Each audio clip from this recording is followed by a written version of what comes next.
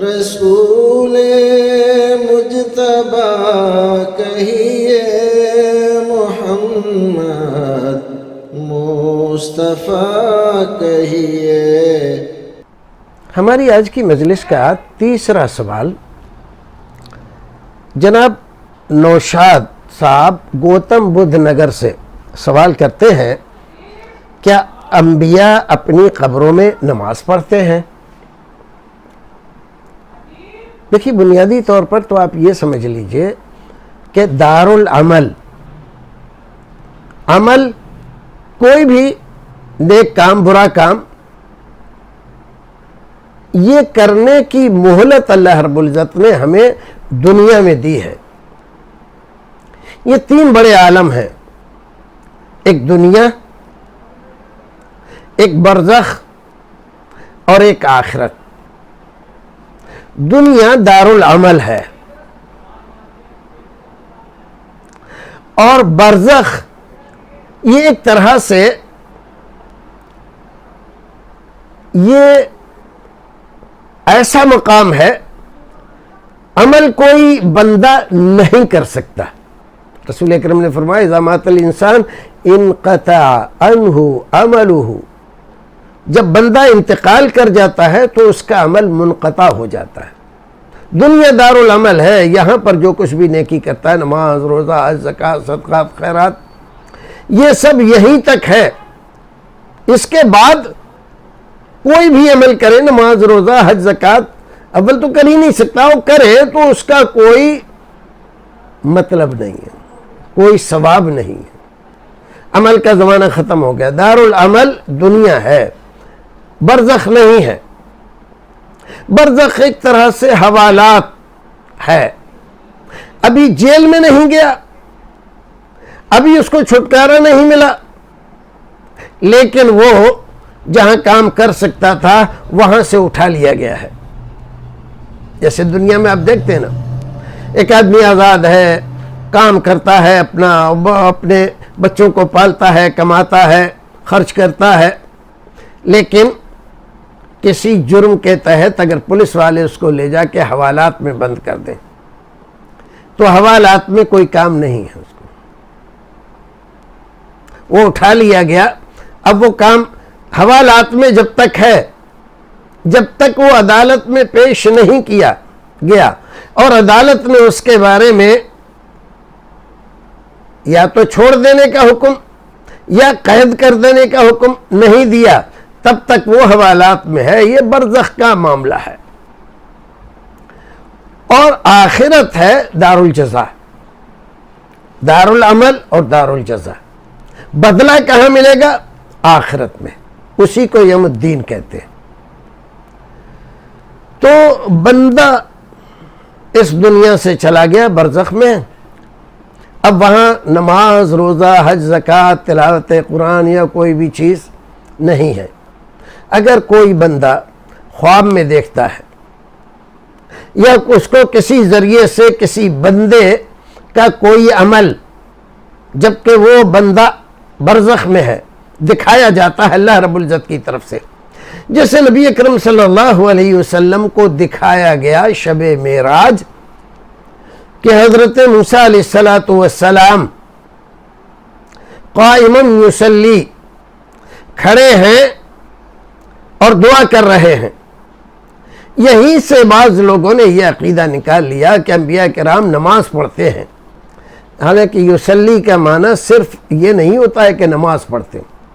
اور ظاہر ہے کہ حضرت موسیٰ علیہ السلام کی جو شریعت تھی، اس شریعت میں نماز پڑھنے کا وہ طریقہ نہیں تھا جو ہماری شریعت میں ہے۔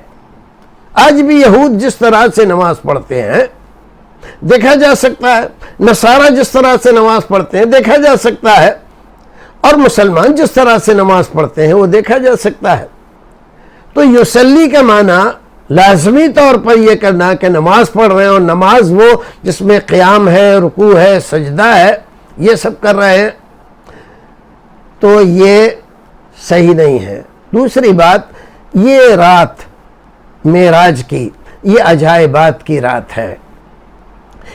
اس رات میں جو کچھ بھی دیکھا گیا اس سے کوئی حکم نافذ یا حکم اخذ نہیں کیا جاتا ہے، وہ بطور عبرت ہے، نصیحت ہے۔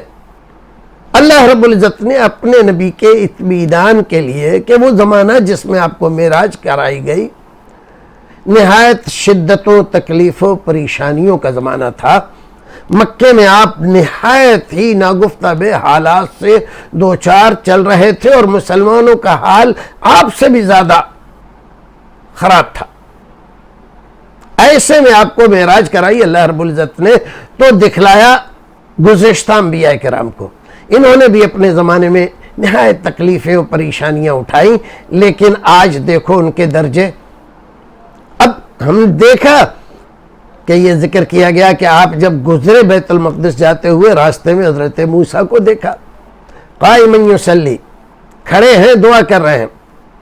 پھر آپ بیت المقدس گئے تو دیکھا کہ بیت المقدس میں حضرت موسیٰ علیہ السلام موجود ہیں، وہاں ملاقات ہوئی۔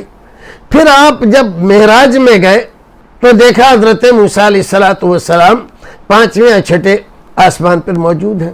واپس آئے تو دیکھا حضرت موسیٰ علیہ السلام موجود ہیں اور ان سے ملاقات ہوئی۔ تو یہ کیا مطلب ہے کہ رسول اکرم صلی اللہ علیہ وسلم کی سواری سے تیز رفتار سواری حضرت موسیٰ علیہ السلام کی ہے کہ آپ گزر رہے ہیں اور جب جا کر بیت المقدس دیکھ رہے ہیں تو یہاں تو دعا کر رہے تھے، نماز پڑھ رہے تھے، وہاں پر جا کر دیکھا تو وہاں حاضر ہیں، آسمان پہ گئے تو وہاں حاضر ہیں۔ تو کیا حضرت موسیٰ آپ کی سواری سے تیز رفتار سواری پہ سوار تھے؟ ایسا نہیں ہے۔ جو سواری اللہ رب العزت نے نبی محترم کو عطا فرمائی وہ کسی بھی رسول کو، نبی کو یا کسی بھی انسان کو نہیں دی، یہ شرف آپ ہی کے لیے۔